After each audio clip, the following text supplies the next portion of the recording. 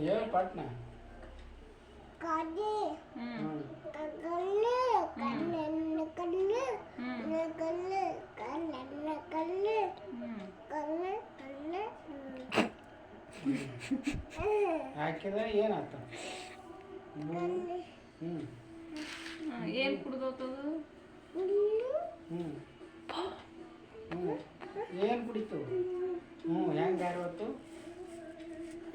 ಕಾ ಅವನ ಅಂತಾನ. ಕಾವನ್ ಕಾವ್ ಕಾಪ ಅನ್ಬೇಕು. ಕಾವ್ ಕಾವ್ ಕಾವ್ ಕಾವ್ ಆರು